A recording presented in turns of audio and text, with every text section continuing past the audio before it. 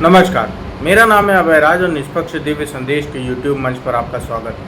उत्तर प्रदेश सियासी नज़रिए से सबसे महत्वपूर्ण राज्य माना ही जाता है। बीजेपी के नक्शे में भी पिछले 10 साल से उसकी विशेष जगह बनी हुई है, लेकिन इस बार अगर पार्टी बहुमत से दूर रह गई है तो उसका श्रेय भी यूपी को ही जाता है। बीजेपी और सहयोगी दल के नेता चुनावी हार के लिए योगी सरकार के प्रशासन को जिम्मेदार ठहरा रहे हैं। डिप्टी सीएम केशव प्रसाद मौर्य ने फ्रंट फुट पर मोर्चा खोल रखा है तो प्रदेश अध्यक्ष भूपेंद्र चौधरी अपनी रिपोर्ट पार्टी को सौंप चुके हैं। अब बारी सीएम योगी आदित्यनाथ की है, जो अपना होमवर्क तैयार कर दिल्ली आ रहे हैं और बीजेपी आलाकमान के साथ मिलकर अपनी बात रखेंगे। मुख्यमंत्री योगी आदित्यनाथ नीति आयोग की शनिवार को होने वाली गवर्निंग काउंसिल की बैठक में शामिल होने के लिए दिल्ली के 2 दिवसीय दौरे पर आ रहे हैं। सीएम योगी भले ही नीति आयोग की बैठक के लिए दिल्ली आ रहे हों, लेकिन उनकी बैठक बीजेपी के शीर्ष नेताओं के साथ भी होनी है। माना जा रहा है कि योगी आदित्यनाथ दिल्ली में पीएम मोदी, बीजेपी अध्यक्ष जेपी नड्डा और केंद्रीय गृह मंत्री अमित शाह सहित कुछ पार्टी के वरिष्ठ नेताओं के साथ मुलाकात कर सकते हैं। ऐसे में बीजेपी के प्रदेश अध्यक्ष भूपेंद्र चौधरी के साथ दोनों डिप्टी सीएम केशव प्रसाद मौर्य और ब्रजेश पाठक भी दिल्ली आ रहे हैं। इसीलिए सीएम योगी ने दिल्ली दौरे से पहले विधायक और नेताओं के साथ मिलकर काफी होमवर्क कर रखा है। दिल्ली आने से पहले सीएम योगी आदित्यनाथ लोकसभा चुनाव के नतीजों को लेकर मंडल स्तर पर विधायकों के साथ समीक्षा बैठक कर सियासी होमवर्क तैयार किया है। अब तक सीएम योगी 150 से ज़्यादा विधायकों से मिलकर चुनाव में हार की वजह जानी है। इस दौरान किसी विधायक ने अगर किसी अधिकारी की शिकायत की तो उसका सबूत भी मांगा गया है। इन बैठकों में सहयोगी दलों के विधायकों को भी बुलाया गया था, जिनके साथ सीएम ने बातचीत किया और उनके मन की बात को समझने की कोशिश की। इस तरह सीएम योगी ने 2024 के हार की वजह को समझने के साथ साथ अपना पूरा होमवर्क तैयार कर लिया है। माना जा रहा है कि विधायकों के फीडबैक के आधार पर सीएम योगी ने अपनी रिपोर्ट तैयार कर ली है, जिसे दिल्ली में बीजेपी आलाकमान के साथ बैठक में रख सकते हैं। हालांकि डिप्टी सीएम केशव प्रसाद मौर्य ने भी बीजेपी और सहयोगी दलों के नेताओं व विधायकों के साथ मिलकर उनसे बातचीत की है। केशव भी दिल्ली आ रहे हैं। सीएम योगी ने बीजेपी विधायक और नेताओं से ही नहीं बल्कि सहयोगी दलों के नेताओं के साथ भी मुलाकात कर उनकी नाराजगी को दूर करने का दांव चला है। निषाद पार्टी के अध्यक्ष संजय निषाद लोकसभा चुनाव के बाद से प्रशासन के मनमानी रवैये को लेकर नाराज थे। इसके अलावा उनके बेटे बीजेपी विधायक सरवन निषाद अपनी सुरक्षा को लेकर सवाल उठा चुके हैं।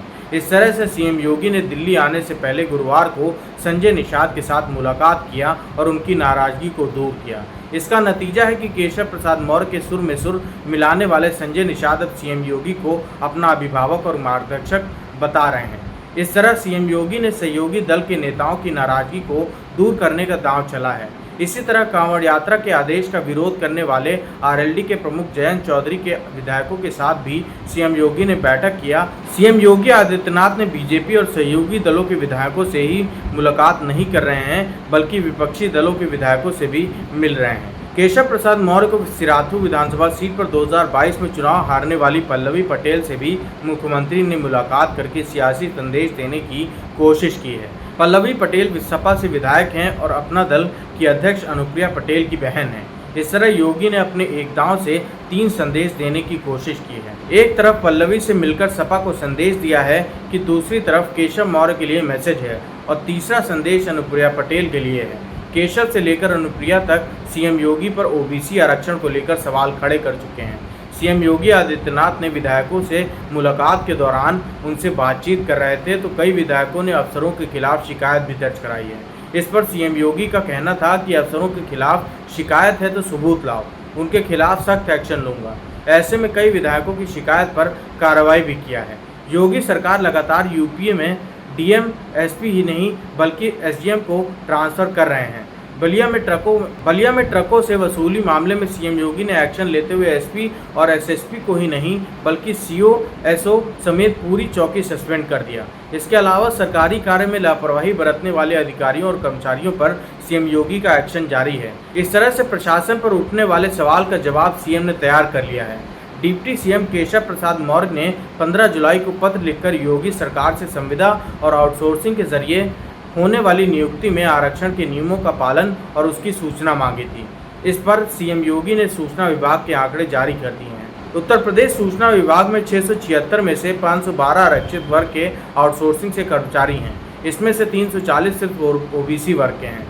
यह संख्या 75% के आसपास है, जबकि अभी आउटसोर्सिंग में आरक्षण का नियम नहीं लागू है। इस तरह योगी सरकार जल्द ही विभागवार आउटसोर्सिंग में दिए गए आरक्षण का डेटा जारी करने का संकेत दे दिया है। योगी सरकार ने यूपी सूचना विभाग का डेटा जारी कर यह संदेश देने की कोशिश की है कि आउटसोर्सिंग में आरक्षण व्यवस्था न होने के बाद भी ओबीसी समाज के लोगों की बड़ी संख्या नियुक्ति की गई है।